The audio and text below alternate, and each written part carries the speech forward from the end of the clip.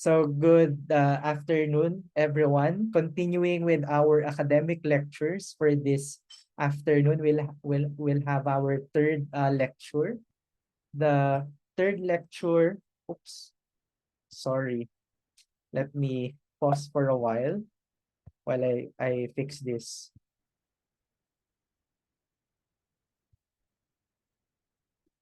Okay, the third lecture is entitled Pruning in Computer Vision, Making Object Detection Lighter. So aside from Aaron, who presented first, the next, the presentation of Ryan and the next two presentations from now is the second presentation of our BSMSCS students. So this is only their second presentation.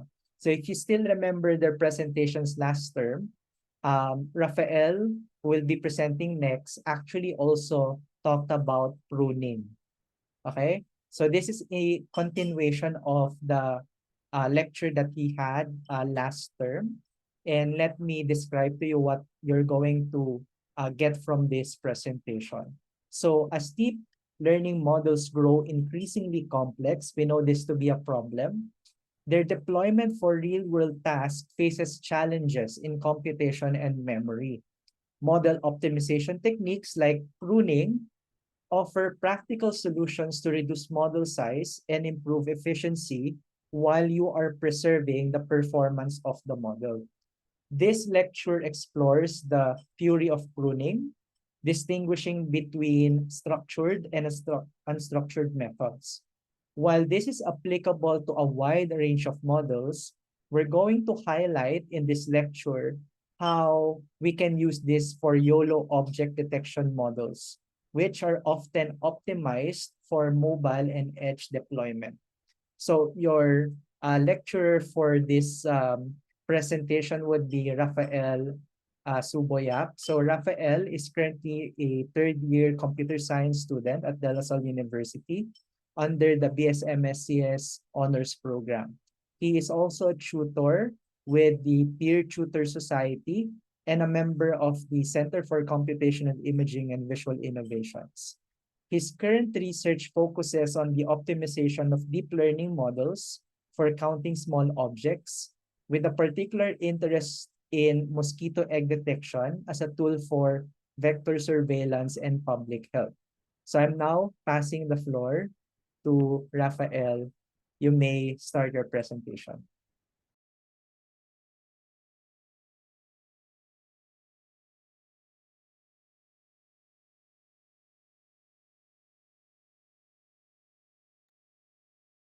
Okay. So good afternoon, everyone. Today I'll be presenting on pruning in computer vision, making object detection lighter. My name is Rafael Yap, and we'll explore how pruning techniques can optimize deep learning models for real-world deployment. So let's start with our motivation. This graph here shows the parameters of milestone machine learning systems over time. Notice how there's a trend. Before 2018, models were growing steadily. But after 2018, we see here, parameter sizes have been growing 10 times faster. We're seeing models with billions and even trillions of parameters in domains like vision, language, and other domains. If we draw a line here, it kind of looks like, if you know O of n complexity, it looks like it's n log n complexity. So yeah, models are getting more and more parameters every year. So why should we care about optimizing these models? Imagine if you deploy an object detection system in like a retail store, or if you have a self-driving car. So you'll face four major constraints. There's memory constraints. So edge devices, if you have devices like smartphones or embedded cameras, they have hardware limitations like RAM and storage. So it makes it impossible to deploy more massive models for these smaller embedded devices. There's also the computational cost. Large models mean slower inference usually and higher latency. So this is usually unacceptable for real-time applications. You don't want your self-driving car to take seconds to decide, because that can ruin safety, and It's just not viable.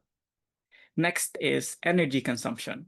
So running heavy models drains battery life quickly. So this is critical for more mobile and IoT devices. So if you're deployed on the field and things like that, you need to worry about energy too. There's also storage requirements like in hardware. So distributing large models or files itself over networks or storing them on devices can become impractical. So pruning tries to address all these challenges by making models lighter, and the main goal is not to sacrifice too much accuracy. Before we dive into how pruning works, let's understand when we can apply it. There are two main timing strategies we have. So the timing strategies are relative to the training process. Either you have train time pruning or post-training pruning. So for train time pruning, you integrate pruning into the training loop itself. So you continuously remove weights as the model learns. This is complex and hard to do but it can produce very efficient models. Next is post-training pruning. So first you train, you prune, then you fine-tune again to get back the accuracy. So this is the standard approach, and we'll focus on this today. You first train the full model, you prune it, and finally you fine-tune it again to recover most or any of the lost accuracy. It's simpler and more predictable, easier to apply also. So if you're trying to choose between both of them, a good baseline is post-training pruning. This is the standard approach. Then try to exhaust all post-train pruning, try to hypertune how much parameters you're removing and things. And if it's not accurate enough or if the speed up is not good enough, then try train time pruning instead. Now let's talk about the two main types of pruning. So I just have a table here to summarize some of their key differences. For granularity, unstructured pruning removes individual weights, while structured pruning usually removes entire filters, channels, layers, even nodes. For their sparsity pattern, unstructured creates irregular, sparse matrices, while structured tries to preserve the regular structure. For hardware requirements, unstructured needs specialized hardware or libraries, something like the CUDA library, cuSparse, to get the actual speed up. But structured works on standard CPUs and GPUs. For compression rate, so if you try to quantize the models after or compress it even more, unstructured can be achieve higher compression. Then for interpretability, so since structured pruning tries to maintain the structure of the model, and if it can remove like whole filters or layers, it's easier to understand and visualize rather than, if you just remove weights. How do you understand what those weights individually mean? So the key takeaway here is structured pruning is probably more practical for deployment also, and now that's why it's the main basis of research because it runs fast also and is easier to understand. Let's just have a short comparison here. So on the left side, we have a mini neural network that has had unstructured pruning, while on the right, it has had structured pruning.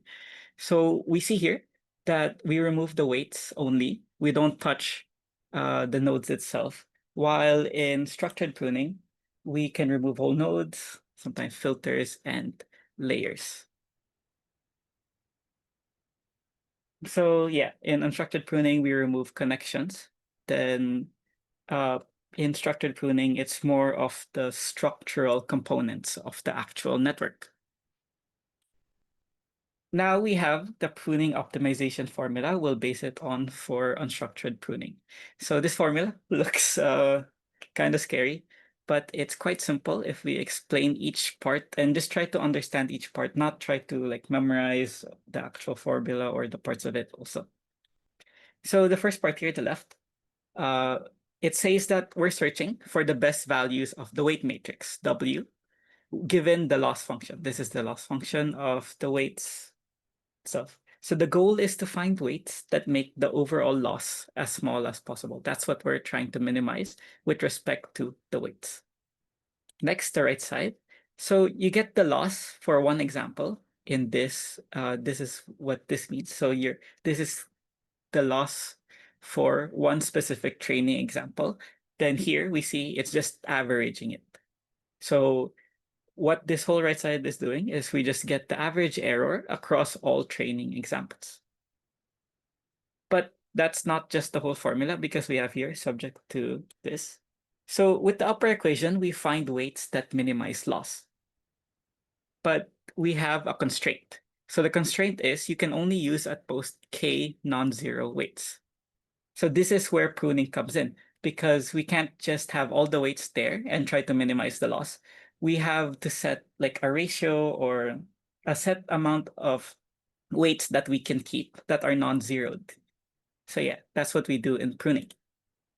So we make the model smaller while trying to keep the loss low. Like as it says here, we find the best weights that minimize the average prediction error, but you have to prune out some weights to not go over this value k.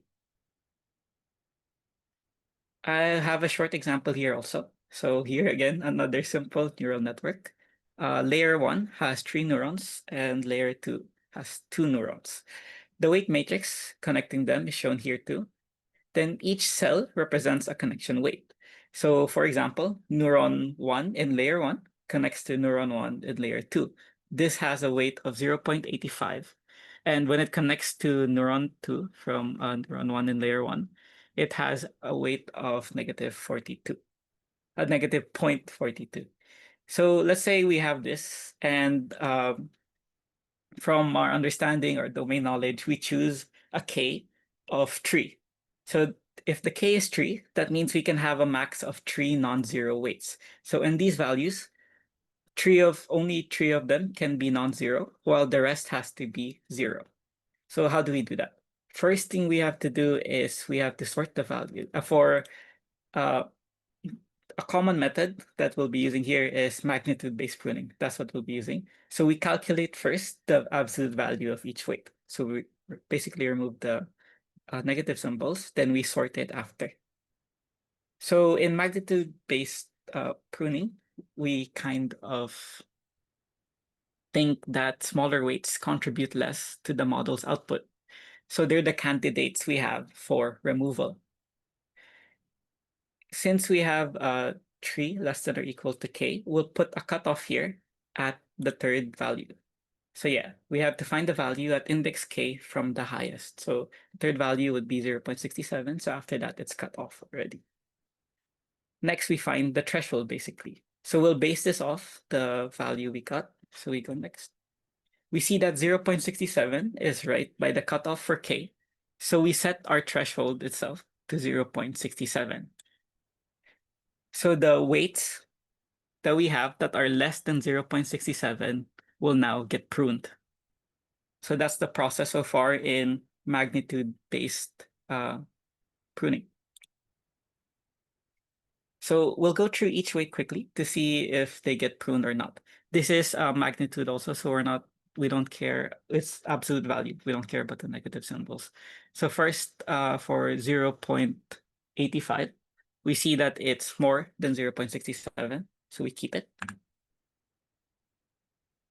Then next is negative 0.42. We see that it's less than 0.67, so that's one of the values we'll prune. Then next 0.23, it's less than 0.67, so another value pruned. Then 0.91, it's more, so we keep it. Then 0.67, it's the threshold itself, so it's okay. Next is 0.38, which is still less than 0.67, so we'll also prune it. Then the matrix will look like this. So whatever values we prune, we're basically turning their weights into 0. Then since there's 0, we can just remove those connections basically. So you can see here how it's like a sparse matrix talaga. So that's how unstructured pruning works.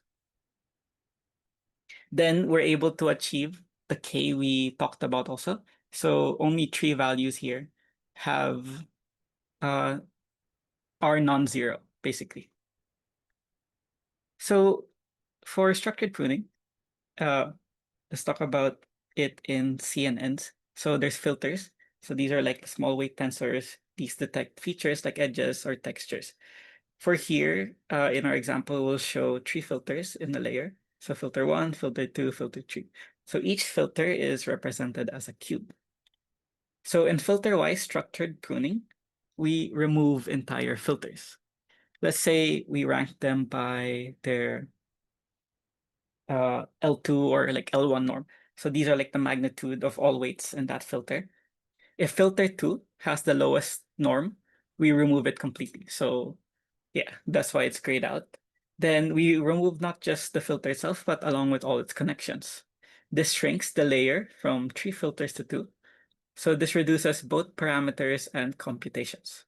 So the key advantage of this is the network shape can still be regular. So yeah, it stays structured. We can also choose to prune by channel. So channels are like the depth slices of each filter. So if you have, think of them as something like an input feature map. When you prune a channel though, you remove that slice from every filter in the layer. So notice here that the same channel is grayed out across all filters because every filter needs weights for every input channel. So if we remove one channel, it means like we're deleting those weights from all filters. The result is basically all those filters become thinners and the layer processes for fewer feature maps. That's also considered, that's why there's a speed up. After going through those 2 types of pruning, let's talk about the criteria I've been going through and some of the methods we have. So there's magnitude-based pruning. The core idea of this is to prune weights with the smallest absolute values. We think of them as contributing the least to predictions. The main reasoning why it's done like this is because in neural networks, right, outputs are weighted sum. So if you say that a weight is nearly 0, the thought process is that the effect is basically negligible. So the process would be to train the full model, we calculate the magnitude for every weight, then we choose a global like what we did before, or per layer threshold, or like a sparsity ratio, and we set all those weights below it to 0. Next we have is norm-based pruning. So the core idea of this is mostly used for structured pruning, like what we had before. For filters and channels, is to use the L1 or L2 norm of like a group. Then that's what we'll base the pruning from. So we compute norm for each filter or channel. Then we rank them. We basically sort them like the values before, but now for either entire filters or entire channels. Then the lowest scores is what we'll prune. This is very easy to interpret also. Then that's why it works for structured pruning. The main problem is it may not really capture the redundancy we have between groups. That's what the next criterion tries to solve. So similarity-based pruning, the idea of it based on the name is to identify and remove filters or channels that are redundant. So they give similar responses or they're like very highly correlated. We can use something like cosine similarity or clustering to see which channels or filters are very similar. Then we prune the most redundant ones. The reasoning is to promote diversity, and it's like less waste because why do we need those channels if they're redundant? That's like the main thought process. The problem also is the ranking can be sensitive here to data. It depends on the data too, because sometimes you'd want some redundant groups to stay also, and it can ruin the accuracy of it. Next is loss or activation impact pruning. So the core idea is we try to assess impact on overall loss or activations. Then we prune groups or weights who when we remove them, causes the least change. So if it doesn't cause that much change when we remove them, then what's wrong about removing them, right? So that's why. So we systematically remove candidates, then we check if the change in validation loss or activation is high. It's basically trying to measure importance of each of these filters or weights or channels. The problem with this also though is that it requires a lot of extra computation for each of these like candidates for removal. Next is for gradient-based pruning. So we examine the gradients during a process like back propagation. So weights and groups with the smallest average gradients, we think of them as less critical. And those are values we can prune. So we track average gradient magnitudes for each candidate while we're back propagating, then we remove them. So this can be more informative than absolute value because it's gradient based, but it requires us to, like, while we're training, it requires us to save and monitor the gradients, which is also a big increase in computation. The newest idea we have in criterion in pruning is using learning algorithms, so stuff like reinforcement learning, to automatically search for the best pruning strategy.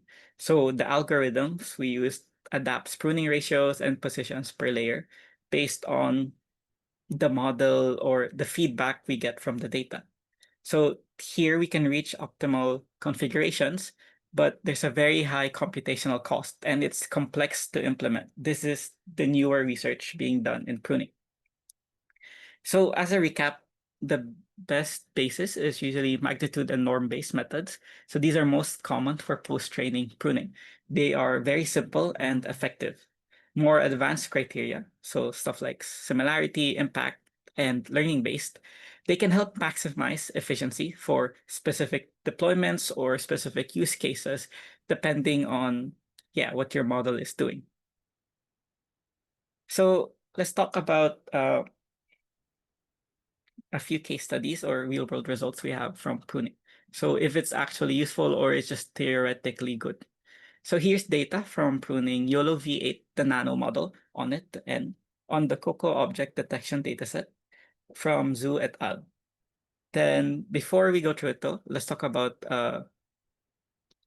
gigaflops or giga floating point operations.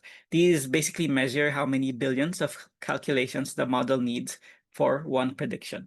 Usually in machine learning, it's per second, but for computer vision, we use it more for per input or for per prediction. So yeah, lower gigaflop means faster inference usually. So before pruning, they found that the gigaflops was 8.7. It had around 3.15 billion parameters and an MAP accuracy of 0.771. After pruning, the gigaflops reduced to 5.8. Then the parameters turned into 2.54 million basically, but the accuracy dropped to 0.722 MAP. But that doesn't end the process, right? That's what we were talking about. You have to either fine tune or retrain a bit for maybe a few more epochs again after you prune.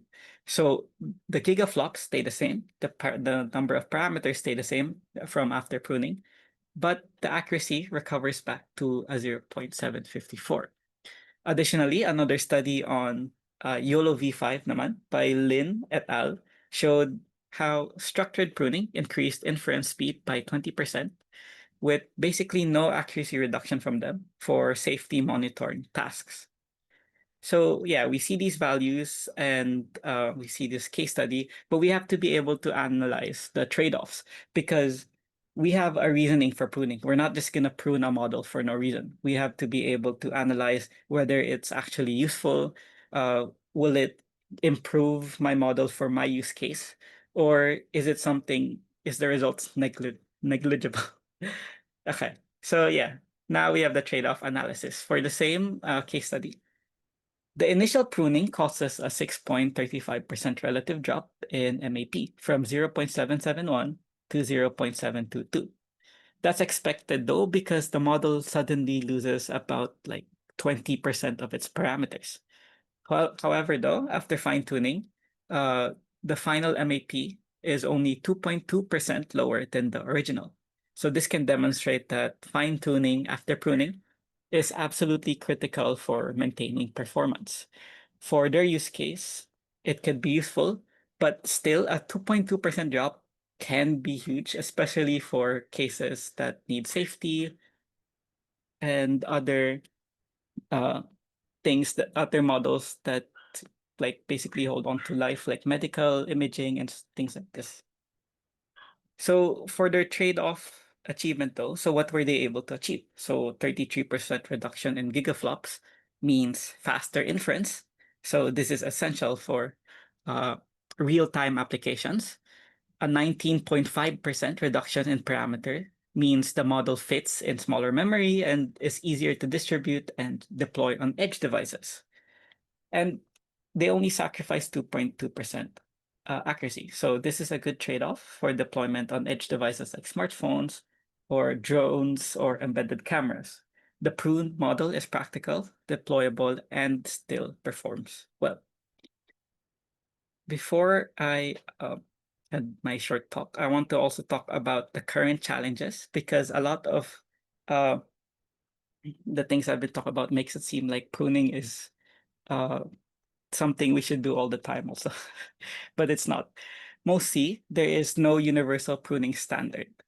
So there's no solution. Different models and deployment scenarios often need different strategies. So manual tuning also of pruning parameters is still common, but it's very slow and can miss the optimal trade-off also. So imagine having to do hyperparameter tuning, not just for your hyperparameters, but also for pruning it after. Then you have to train it again and again also. So pruning also faces like domain-specific limitations because yeah, there's no pruning standard and there's no universal solution. So heavily pruned networks can also become less interpretable or harder to trust just because of the accuracy and just because it lowers so many parameters. It's like you're unsure also of like, okay, the accuracy seems good, but what did it stop learning? Looking ahead, though, the ongoing research is focusing on fully automated pruning systems that can adaptively set parameters and on making pruned models robust to uh, domain transfers, because that's what computer vision and other machine learning is going towards. Hardware awareness is also trying to grow to ensure pruning directly leads to speed and energy gains. On edge devices or emerging AI hardware. So we have to, there's doing research also for pruning for emerging architectures like vision transformers and more of the newer models. Finally, the research I'm doing also, and the research that's ongoing, is combining it with other compression techniques because you're not just pruning can make the model smaller, but you can also combine it with things like quantization or distillation to create smaller, faster, and more reliable models suitable for real-world deployment. And I say it's easy to use in Python and like stuff like YOLO, but in the basic implementation of pruning we have in like PyTorch, it basically just creates let me go back to that page here. So here when before I end, I just want to talk about this. So in this thing, we're basically zeroing out and removing the weights. But for the base implementation of pruning in PyTorch, it just creates a mask. So it pretends that the parameters are less, but there's no direct speed up or uh, no improvements basically. That's what we're gonna try to look at in my technical workshop when we have it. And that's all for me. Thank you for listening. Thank you, Rafael, for the presentation. So the floor is now open for questions from the listeners. You can send your questions in the chat or raise your hand if you want to be acknowledged.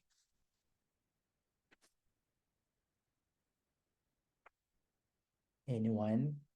Maybe I'll begin I'll give the first question. My question is, so you've mentioned earlier in the magnitude-based type of pruning that both the positive and negative numbers are treated similarly. Could you explain why? Let me go back to that slide for a second.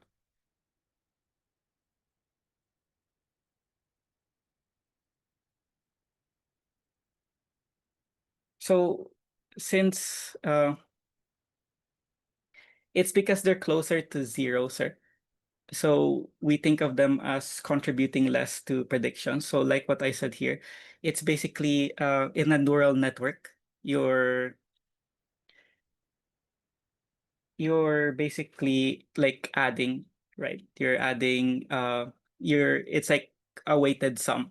So if a weight is nearly zero, if it's like it doesn't matter if it's negative or not, the effect from it is considered like negligible. So if it's a negative value, that's still higher.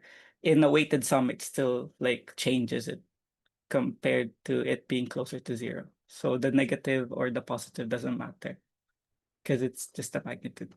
Okay. From the term itself, right? Magnitude based. So in terms of math, if we're going to talk about math, magnitude doesn't care about positive or negative numbers. We only care about the magnitude itself. Okay. I think one thing that the listeners might notice in all of the presentation, as much as we want to avoid looking at math equations, there's no escaping math equations in research, and most especially in computer vision. One other question that I usually receive from discussing pruning is this. Could you please describe how this is different from the idea of dropout? Uh, I'm not that familiar with dropouts, so can you explain it first? Well, the main idea behind dropout is your this I think you're not familiar with it because we do not use it in vision or in computer vision or convolutional networks. But dropout is used in neural networks. The main idea behind it is it also tries to um, take out some of the weights, but you do it during training time. So what's the main idea behind dropout? um in dropout, you're just temporarily removing the weights or removing certain feature maps or certain um channels in the in the network, because you want the nodes to be not codependent with each other. So when you're training, you're randomly dropping out or you're randomly removing some of the weights, removing some of the neurons so that they will not be codependent with each other. Okay, so that maybe the answer there is your this one is permanent, right? Yes, sorry. It seems like Yeah, for dropout, it doesn't like reduce the parameters itself. It's just for like the training yeah, process so that uh I would think it's something like overfitting or something like that. So no. yeah, Yeah, just for the training. But for pruning, it's more permanent and you can also do it for training, but it stays. It yeah. stays yung like output. Okay, good. That's correct. So that's the difference between pruning and dropout. Dropout, the main goal, as you've mentioned, at least when I describe it to you, you already imagine that this is used for solving overfitting problems, right? The goal of dropout is overfitting or solving overfitting. While on the other hand, pruning, what it tries to solve is to make the model more bite-sized, more useful for certain applications. Okay? Okay, I think those are the questions for this presentation. Thank you, Rafael, for this good presentation on pruning.